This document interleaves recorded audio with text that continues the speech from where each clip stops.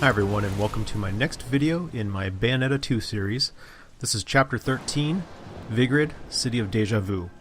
You are back in the setting that took place in the first game. So for those who haven't played Bayonetta since its initial release about 5 years ago, this should bring back lots of hopefully good memories. All these areas are from, I believe, the first chapter of Bayonetta 1. And yeah, it's nice to be back. The placement of things is very similar, and here I turned in my LP for the next weapon, which are these cool little they're almost I guess chainsaw rollerblades. So pretty good stuff. And here I'm just kind of messing around with the combos. Again, like I mentioned in an earlier video, I haven't messed around with too many of the other weapons outside of the guns and the sword and the whip that you did receive in the last chapter, which I think are really sweet. So before I kind of jump into this, I have to apologize in advance if I'm maybe slightly incoherent in this video. This is the fourth recording of the day, and I just had lunch. And so things are kind of sitting, and I'm feeling pretty tired, but I made a promise to myself that I would complete all of these Bayonetta 2 videos prior to the end of the week. And the end of the week is the arrival of Super Smash Bros. For the Wii U, so I'm really looking forward to that. Not to get too off topic, but I'm not a big Smash Brothers player. I wouldn't even say I'm a novice at the game.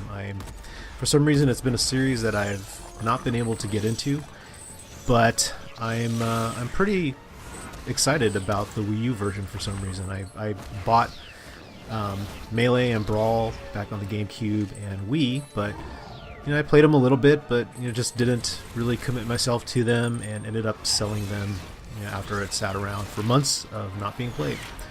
So hopefully this will change my mind the way Mario Kart 8 did about that series. I loved the Super Nintendo original, but never really fell in love with any of the ones that came after that.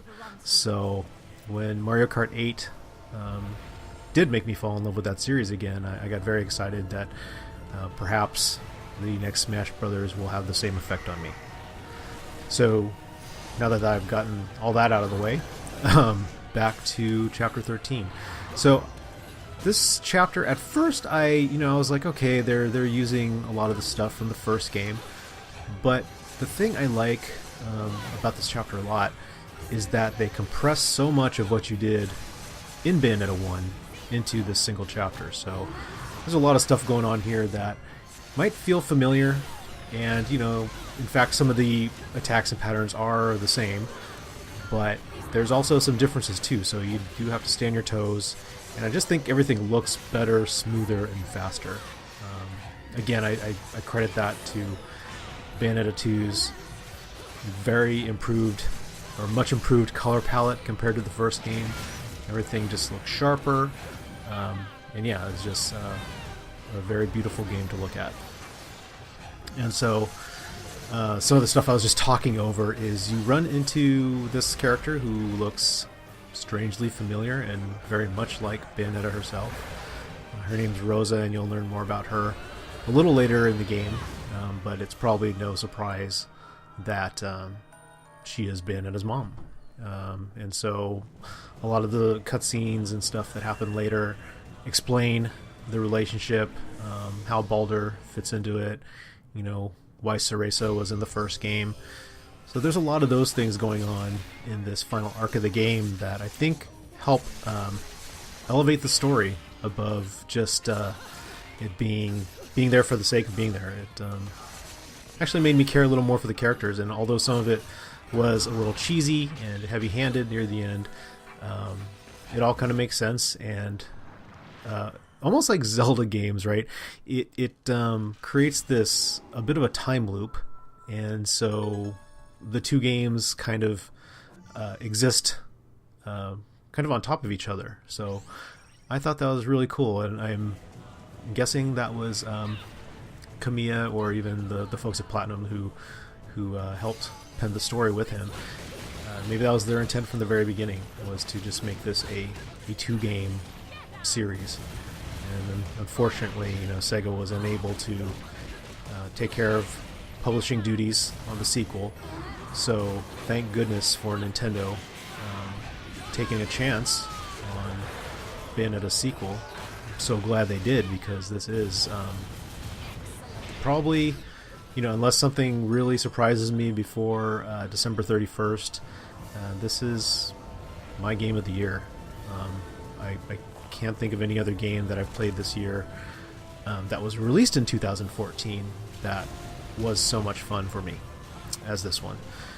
Another game that I really loved was Volgar the Viking from Crazy Viking Studios, a 2D kind of hack and slash platformer that was done on Kickstarter and ended up really impressing me with its very mechanical is not the right word, but just perfect game. It had great gameplay, excellent controls, nice animation, good music, and the challenge level was tough but not unfair, and it ended up being the best game I played over the summer.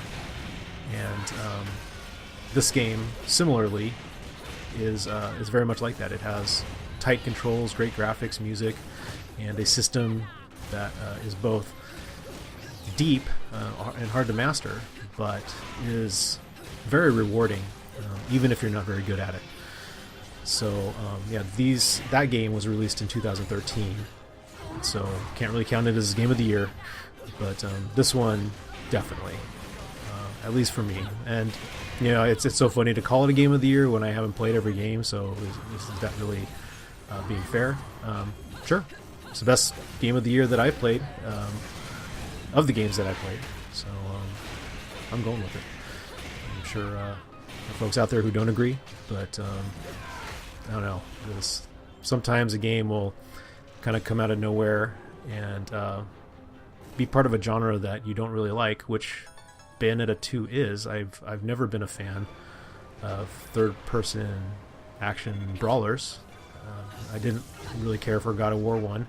It's the only one in the series I played, so can't really judge the entire series, but that first game was just, it felt generic to me, and while this game and that game are both very violent, this one has more style, and it has the humor, and just isn't as dark, so it definitely doesn't have the depth in its combat either.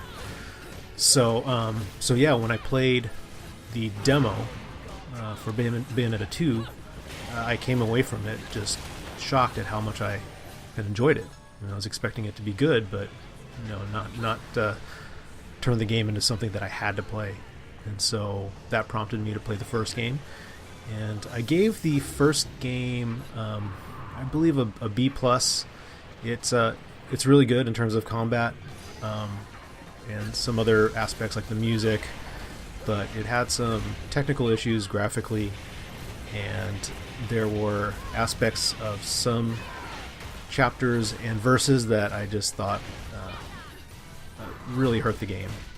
So thankfully, Bayonetta 2 takes all of that, all the things I didn't care for in the first game, and improves upon them. It trims the fat and just leaves the good stuff. And of the stuff that I didn't like from the first game that's still in this, it's definitely been reduced, so it doesn't overstay its welcome. So the last chapter had you riding a horse, just sort of like riding the motorcycle in the first game, but instead of it being this 15-minute long ordeal, it only lasts a few minutes. So again, I'm glad that it seems that Platinum heard the criticisms of players and left the things that they liked in the game, and but made them more tolerable and much better paced. So sorry that I'm not really talking about this chapter. A lot of what you're seeing is stuff that you've seen in the first game, So it is perhaps fan service to fans of the original game. And so, yeah, I kind of getting back to the chapter. Stuff like this is new, where you're running on these collapsing structures. And as you saw a little earlier, they do have the statues that will stop time and allow you to run on water, and the walls that you have to hit multiple times to open. And so those might make people roll their eyes because they weren't very good in the first game, and so they just exist in this this chapter of the game to move the narrative forward in tying the first game to the second. So yeah, I think it's kind of good that it's in there, and it's nice to see the differences between what Platinum created in the first game and this one. And so here,